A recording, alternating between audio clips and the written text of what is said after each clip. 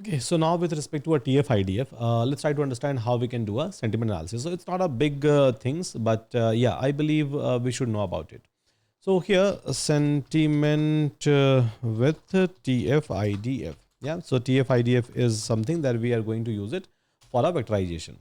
So let's try to do a import. So I will be doing all the import which I have done in my previous one.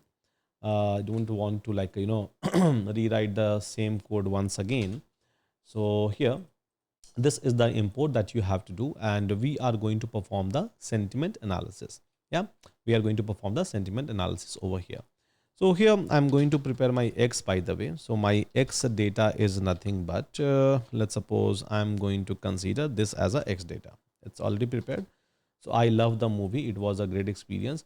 Worst movie ever. I hated the acting, brilliant storytelling, terrible plot. Yeah. So these are the different kind of a data. And then we have a label for that. We have basically Y for that. So we have positive, positive, negative, negative, positive, negative. So this is positive, this is positive, this is negative, this is negative, this is positive, this is a negative. So we have like a X data and we have a Y data. Now what we can do, so if we have to do maybe a model building, so obviously we have to convert this X data into a vector space. Yeah, so we can try to use a tf-idf, we can try to use a bag of word, whatever we want, we can try to use it. So that we already know, we have already seen that in my like a past. So directly I can try to call a make pipeline and tf-idf vectorizer I can try to call. So everything will be handled by my system itself, because last time I have already shown you. And then like a multinomial naive Bayes I can try to call, and this is going to give me a model, model model it is going to give me. And then I can try to do a model dot fit over here, model dot fit. And here, so I can try to fit my X data, and I can try to fit my Y data. So tf-idf vectorizer, and this is the pipeline it is able to create. Simple. Pipeline is able to create. Yeah, so pipeline is done. So it will try to do first of all like a tf-idf, and then it is eventually will try to do a classification algorithm implementation.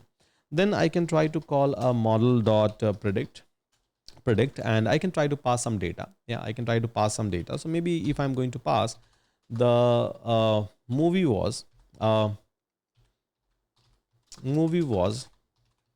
fantastic, so it is giving me a positive result. Yeah, maybe I can try to pass another data. So it was worst, so it was worst, it is giving me like a positive for that. Maybe I was like not able to make it explain that worst means negative, worst means not a positive. Maybe I can try to give this one so that it can understand in a better way. So worst movie, now a negative. Yeah, so basically all these things depends upon the data that we are going to pass. If we are going to pass a less amount of data, obviously it is not going to understand things in a better way. If we are going to pass a more amount of data, things will be better and better and better. And that is the same reflection you all will be able to find out over here.